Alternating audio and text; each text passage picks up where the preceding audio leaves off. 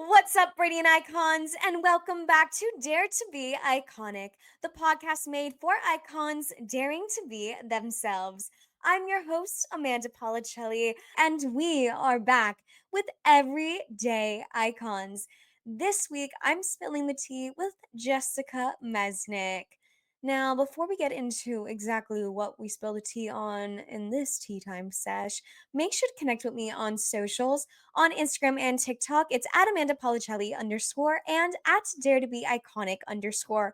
And if you're on LinkedIn, because I love LinkedIn, at Amanda Policelli is where you can connect with me there. And all of those socials will be found in the show notes below. But now let's get to the good stuff. Let's get to some tea, shall we? Today, Jess and I spill the tea on all things about being a hot mess because Jess is a hot mess. I've known that girl since college, and she embraces that chaotic, messy lifestyle, but in a hot way. And that's exactly what we are doing today, Radiant Icons. Embrace being a hot mess. Are you ready? Because your tea time sesh is starting now. Jess, welcome to Dare to Be Iconic. How are you doing? I'm doing so well. How are you? I'm doing very good. I'm very excited, Radiant Icons. Jess and I go way back. We go all the way back to college, and we will get into that later on in this tea time sesh. But let's get to the questions. So, what does iconic mean to you, and how do you dare to be iconic in your everyday life? To me, iconic means embracing your true, authentic, messy, chaotic self, whatever that means to you. Embracing your wins as well as your failures, acknowledging just who you are as a person and living that through. And in my daily life, in order to be an icon and pursue that iconic mentality that you push so hard and I love, I try so hard to just always be working towards my highest self, always be Mhm. working towards growing and embracing that.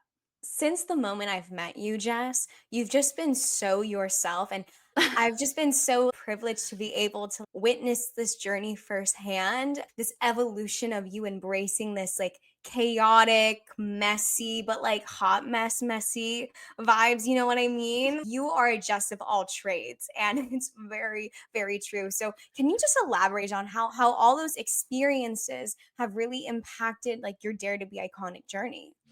Yeah, absolutely. I mean, I feel like I've talked to you about this before. I had a Yeah. plan, right? I You had a yes, you plan. definitely have. I Yes. always We lots of girls' times, whether it's with wine or sushi, we have definitely chit-chatted a lot about all of this. a lot about my plan. And my biggest lesson of my life is nothing goes according to plan. Okay. And like I have Absolutely. to 1,000%, trust me. and that just it was such a wake up call for me. Mhm. I mean, it happened in the pandemic. Everybody kind of Yeah. got a wake up call. Everybody kind of realized things don't go according to plan. For me specifically, though, nothing was going to plan even up until the pandemic. And then after the Mhm. pandemic, during the pandemic, I was like, I kind of had to figure something out. I kind of have to see where things are going. And so I kind of just started embracing and pursuing all these different interests that I had. We majored in theater together in college. And so that was part of my plan was to go and be this big time actress, director, work on movie sets, something in the arts. And the pandemic put that on a hold. So that kind of forced me to see what other things that I loved. And that, I started working on events and traveling the world. I started directing in theater again last year. I started acting in movies again last year. I started pursuing dog sitting, carpentry, electrics, all these different things that I had an interest for, but it wasn't part of my plan. So I had to branch out. So within that, embracing that messiness that life kind of forced upon you in a way, what is another pivotal lesson that you carry with you now in all of those experiences that you're dipping your toe into? Something I think that I took away from that, specifically from working on luxury events, was that no is never an answer. If somebody asks for something, you don't get to say no. You figure it out. You have to come up with another answer. So if something is halting your career, something is halting your growth, you just have to figure out like an alternate route. How have you been able to apply that into your life specifically with content creation? So I think when it comes to finding alternate routes and never taking no for an answer in terms of content creation, if I don't have an opportunity, if a brand doesn't reach out to me, I'm going to reach out to the brand. If I Mhm. want to do content for this thing, I'm just going to do it. I felt like in the beginning of my content creation journey, I felt like I had to explain a lot of the time my reasoning for doing Mhm. certain pieces of content. And you just have to throw that out the window. No one needs an explanation, just do Exactly. I remember us sitting down for sushi when you came here to Orlando, it. and this was right before you had taken that leap to actually start the content creation, because I know it's been something that you've been wanting to do. I remember us mentioning a lot about fear and like breaking away from it. So, how have you been able to take that lesson of breaking free from fear and just doing it anyway? I know when it came to, like, getting over fear, specifically for content creation, it was kinda just like a wake up, like, I don't wanna stay in this position that I've been in my entire life, or at least for a while now, and I wanna take that leap of faith and just force myself, just like, nosedive into whatever it may be. I know a couple years ago, or I guess it was more of, like, the last 2 years, when I moved to Atlanta, I had a realization that, I mean, when you first met me, I'm a little shy, I'm a little quiet, like, I'm not a talkative person, I'm not a yapper if you don't know me. No, I mean, I guess that's fair. My You brain have to did go have to take a second to I'm like, what are you talking about? you have to Oh, wait. go way back, like, Yeah, we had to go way back. you approached me, Amanda. I actually don't.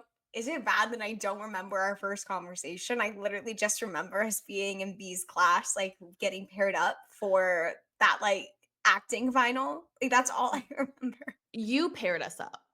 I did? You paired us up. You came up, it was after we had done some monologues for the class, you walked up to me and were like, "Do you wanna do a scene together?" And I was like, "I wasn't gonna ask anybody, so sure." LOL. This whole time I was like, oh, B definitely paired us up. That is not what No. happened. Okay. That's a very Amanda thing. Okay. Yeah. LOL. But but, like, I'm not a yapper. I might be now, but let me go back. I am not a Yeah, yapper. go all the way back. I'm a little quiet when you first get to know me because Yes. I could sit in silence forever and be perfectly fine. In my career, a year living here in Atlanta, a year traveling the country with all these luxury events, I realized I hadn't made any real connections because I'm not a yapper, I'm not a talker, I don't go out of my way to meet people. And I kind of just, it hit me. I was like, I'm going to get nowhere if I don't change this about myself. And so I kind of pulled the actor card and Okay. decided to go out and just open up my personality and almost put on like a whole different personality in terms of like talking to people. So, Radiant Icons, we all know that Jess and I met in college, and she has definitely reminded me how we've met. And when I was in college, I had no idea what the hell I was doing. And there are a lot of things I would have told 19-year-old Amanda, 20-year-old Amanda, 21-year-old Amanda to brace her for what life has in store for her. So, for you, what would you tell Jess in college for the years to come and what to expect? What is one piece of advice that you would tell her? Or one piece of motivation to keep going? Take bigger risks. I felt like I took bigger risks outside of university than I did in university, which I feel like it should be the opposite sometimes. And to just freaking stop adhering to this plan that is not ever going to happen according to the book. Everything you'll ever want is going to happen, but it will never happen the way that you expect it to. Oh, that's 1,000% true. You mentioned how you feel like you've taken more risk outside of college than you did in. And I can relate to that because I think I played a little scared in college. I didn't go as big as I should have. And I've Yeah. definitely taken bigger swings now in my life. So, what has it been for you? What was that one moment where you're like, oh shit, like I actually did that damn thing? And like college me would be so proud. I freaking traveled the world. Some lady just like hit me up on Upwork and was like, "Do you want to work for me and travel the world with some luxury boats?" And I was like, "What else am I doing in the pandemic?" And That is such college a me, just thing. Oh my god. That is so you. That is so you. Of course I'll say yes to traveling and going on a boat. she literally messaged me and then like I just took off for a month and it was a dream. Everything, it was something I had always wanted to travel for work, and it like I'm driving in the middle of nowhere at one point. I'm like, "Oh shit. I'm kind of like living my dream right now in a way that I never expected. I would have never Wow. expected it to be like this. So what But did it you has learn from that? a fucking risk to just You're like, "Take a damn risk, Amanda." That's what I'm learning. yes, I That's mean how I'm just like redefining my narrative, period. put But as you yourself should. put yourself out there. It was a 1 in 1,000 chance that she would have found me. Like Mhm. I put myself on the internet. I did not put myself out anyway. And she came to me and found me. And I mean, I manifested it. If you pray, maybe you pray for it, whatever. But it happened because I wanted it to happen and I put myself out there in the best way that I could. And then it came to me. Yeah, it did. Now you have a good ass story to tell. And Miss I'm gonna I Miss World Traveler, I've gone to all these countries, Miss you need to stay with me in a hostel next time that you travel the world, Amanda. Yes, Yeah, Amanda. Yes. I don't know about Hostels are that. where it's at. Listen, I got literally so lost in Barcelona. I literally have the worst travel stories. Like Do the you Airbnb, like it's like horrible. Like I can't. you know what's great though about a hostel? No, please tell me. I know you're gonna Every tell me anyway. So let's share it with everyone, shall we? The radiant the icons are in for a treat. if you go to a good hostel, like a decent popular hostel, the majority of the people there are probably new to the city as well and just figuring things out. And the people at the front desk have all the resources that you need and are there to help you. Okay, I guess you're like right. Okay, like I could see where we're going with this. Okay, Yes. I get it. So basically, the next question is, what is our next trip? Like, what are we doing then? Oh my god. Okay, well, hopefully Miami. Jess needs to come to Lando Bash, everyone. Please. Jess needs to be at Lando Bash. Oh my god, yes. My dad would be so proud. Oh my god, I know. That's a fun fact too, is that Jess, but you want to share about your family history and like cars and everything and how I like literally almost passed out when you told me over sushi? I mean, it's nothing too crazy. My dad has had a crazy life. I just want to start like every time I talk to him, it's just some new random crazy story. Like, who are you? Um What are you doing here? Like, like literally. So okay, well, let me start from the beginning. So he told his parents that he was going to Italy for vet school for college. okay. He did not go to vet school. He brought a racing helmet and went to driving school in Italy. And so he got sponsored, became a professional formula driver. He's done Sebring. He's won his first race, I think, at Sebring. He came in like seventh or somewhere up in like the top 10. Oh my god. But yeah, no. So A he used to, racing legend, basically. yes, my Okay. dad is like a little cool. But no, he used to race formula cars professionally. Yeah. Oh, And then my brother races, he did race go-karts growing up and now he races every so often. I don't actually know right now what he's doing. why is that such like sibling core right there? My sister never knows what I'm doing, and I never know what she's doing. Like she just graduated with her master's in December, and everyone's like, "Oh, what's she graduating with?" I don't know. It's something No. with numbers. I know that's what Okay. she does. If I, it's numbers, lost. yeah, Out of like here. out over my head. Like, please don't ask me. Like, No. no, like she's the one who's gonna be making lots of money and like as long as she knows how to count it and all that stuff, that's great for her. But I have no idea how to comprehend that. Love that for her. Yeah, me too. Me too. She'll definitely be the breadwinner. But anyway, what advice would you give to others who are trying to redefine their narrative or rewrite it? I would say really sit with what makes your heart burn. Like, what is something that you truly just you cannot live without, that you are just so passionate about, you are just constantly thinking about it every single day, and just take those baby steps to getting it. And if you don't know what that is, that's totally fine. Some people haven't discovered it yet and won't discover it for years and years. But start exploring. Go do craft clubs, go meet people. Find a passion that makes you so happy and embrace the messiness in pursuing it. So basically, be their own Jess of trades. Yes, be your own Jess of trades. Literally. Absolutely. And embrace the hot mess of it all. So, what is one iconic insight that you want to leave with the Radiant Icon community? It's okay to be scared and to go into things that are terrifying and unknown and you don't know how to do properly.